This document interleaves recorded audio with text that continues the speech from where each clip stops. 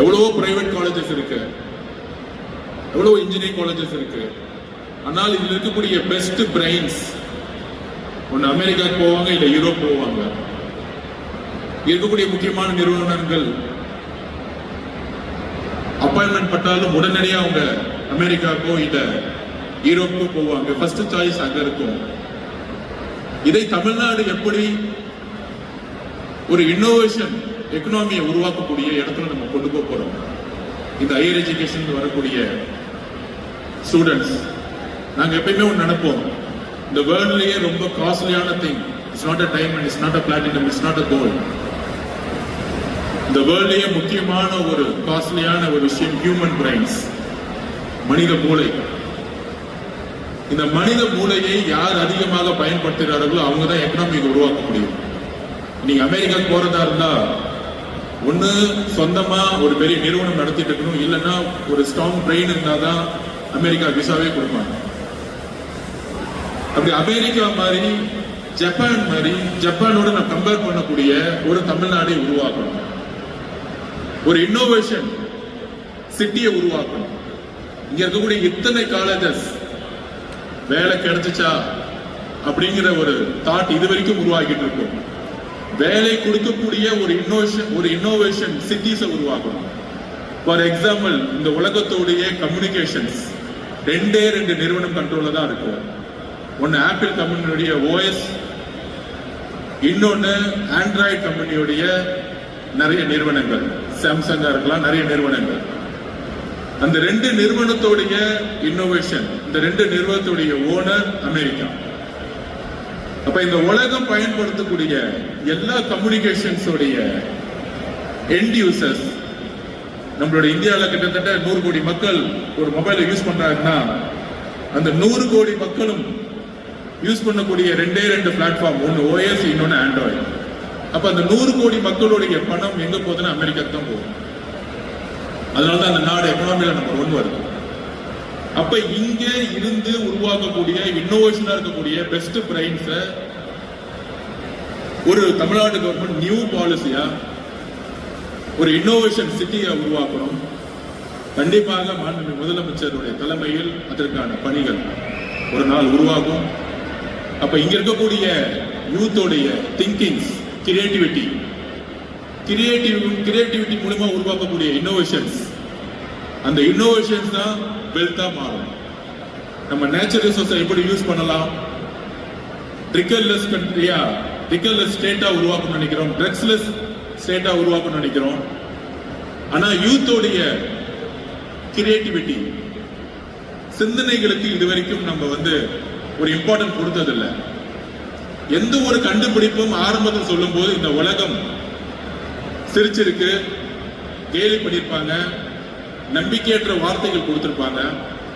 ஆனா அமெரிக்கா ஏன், ஜப்பான் ஏன் வெல்த்ல நம்பர் 1 இருக்குன்னா, அங்க ஸ்கூல்லயே காலேஜ்ல ஒரு ஸ்டூடெண்ட் ஒரு இன்னோவேட்டிவா ஒரு திங்கிங்கை கிரியேட் பண்ணாலே இமீடியட்டா அவங்களுக்கான ஸ்காலர்ஷிப் உருவாக்கப்படும், அவங்களுக்கான ஒரு பேசிக் இன்ஃப்ராஸ்ட்ரக்சர் கொடுத்திருப்பாங்க. அங்கிருந்து ஒரு நிறுவனம் அந்த இன்னோவேஷனை கண்டுபிடிக்கிற வரைக்கும் 10 வருஷம் 15 வருஷம் ஆனாலும் அதுக்கான பேக்கப் கொடுத்திருப்பாங்க. அந்த மாதிரி இங்க இந்தியாவில் 1-2 நிறுவனங்கள் தவிர பெருசா இல்ல. அப்ப தமிழ்நாடு ஒரு இன்னோவேஷனுக்கான ஒரு சிட்டியை உருவாக்கணும், இண்டிபெண்டன்ட் சென்டர்ஸுக்கான ஒரு இன்ஃப்ராஸ்ட்ரக்சர்ஸை கொடுக்கணும்.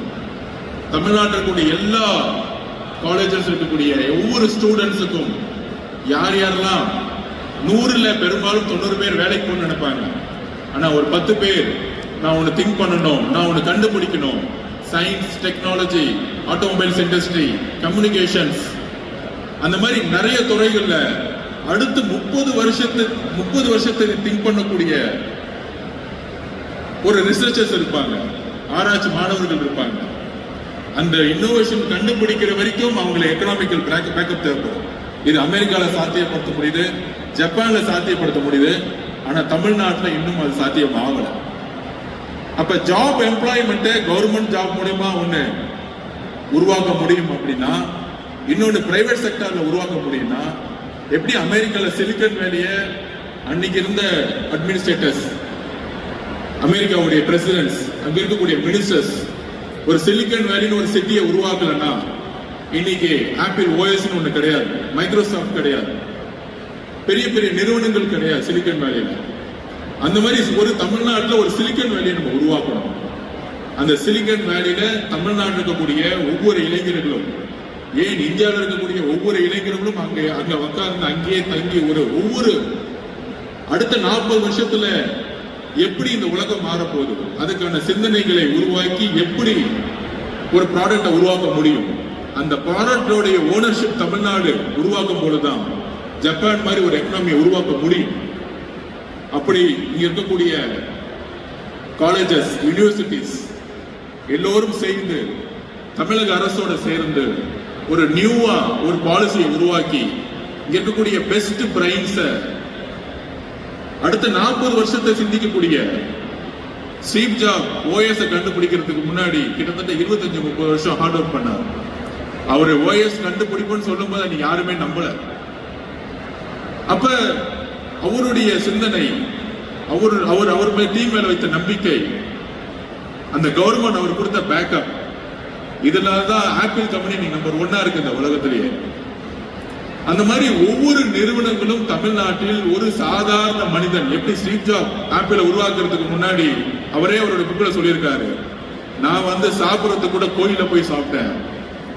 அந்த மாதிரி ஒரு ரொம்ப ஏழ்மையிலிருந்து வந்த ஸ்டீவ் ஜாப் ஆப்பிளோட ஓஎஸ் உருவாக்கும் பொழுது இங்க இருக்கக்கூடிய ஏழை எளிய மாணவர்கள், அது ஆணாக இருந்தாலும் பெண்ணாக இருந்தாலும், we have to give the importance of the brain. Periyar எப்பவுமே சொல்லுவார், உருவத்தை மறந்துருங்க, மனித மூளைக்கான முக்கியத்துவத்தை கொடுக்கணும். சாதி, மதம், ஏழ்மை, ஆண் பெண் என்ற சமத்துவத்தை உருவாக்கும் பொழுது உண்மையான மரியாதையும் ஒரு செல்ஃப் ரெஸ்பெக்ட் மூவ்மெண்ட் ஆரம்பிக்க முடியும். அந்த செல்ஃப் ரெஸ்பெக்ட் மூவ்மெண்ட் ஆரம்பிக்கும் பொழுது எல்லோரும் சமம்னு சொல்லும் பொழுது, சமூகம் எல்லோரும் சமம் சொல்லும் போது மனித மூளை புதிய கண்டுபிடிப்புகளை கண்டுபிடிக்கும். இதுதான் பெரியாரும் சொன்னார். எல்லா தலைவர்களும் அதுக்காக தான் சமூக நீதியின் அடிப்படையில் எஜுகேஷன் உருவாக்குனாங்க. Social justice from the education, job opportunity for equal. அங்க சாதியால பிரிச்சிருக்க கூடாது, மதத்தால பிரிச்சிருக்க கூடாது, ஆண் பெண்கின்றதுனால பிரிக்க கூடாது. அப்படி தமிழ்நாட்டை ஒரு புதிய பாலிசியுடன் நம்முடைய தமிழக முதலமைச்சர் 1.5 ட்ரில்லியன் எக்கனாமி உருவாக்கணும்னு சொல்லும் பொழுது ஒரு இன்னோவேஷனுக்கான ஒரு புதிய பாலிசியும் அதற்கான ஒரு இன்வெஸ்ட்மெண்ட்டையும் அதற்கான ஒரு சிட்டியையும் உருவாக்கும் பொழுது இங்க இருக்கக்கூடிய இளைஞர்கள் ஒவ்வொருத்தரும் இந்த ஊரை விட்டுட்டு இன்னொரு ஊருக்கு போகும்போது எந்த இருந்தாலும் குடும்பத்தை விட்டு போறதுக்கு மனசு வராது. அமெரிக்காவில் இருக்கவங்களா இருந்தாலும் சரி, ஜப்பான்ல இருக்கவங்களாலும் சரி, யாரா இருந்தாலும் சரி. அப்படி இங்க அவங்களுக்கான ஒரு இம்பார்ட்டன்ஸ் கொடுத்து வரும் பொழுது அடுத்த 10-15 வருஷத்துக்கு நம்மளாலும் எதிர்காலத்தில் எப்படி 30 வருஷத்துக்கு 20 வருஷத்துக்கு முன்னாடி ஆப்பிள் ஓஎஸ் கண்டுபிடிக்க முடியாதுன்னு சொன்னாங்களோ, எப்படி ஆண்ட்ராய்டு கண்டுபிடிக்க முடியாது சொன்னாங்களோ, அந்த 20 வருஷத்துக்கு முன்னாடி ஓஎஸும் ஆண்ட்ராய்டும் கண்டுபிடிச்சதுனாலதான் இன்னைக்கு நம்பர் 1 அந்த கம்பெனி நிக்கிறது. அப்ப அடுத்த 25 வருஷம் 30 வருஷத்துக்கு என்ன அட்வான்ஸா டெக்னாலஜி வரப்போகுது?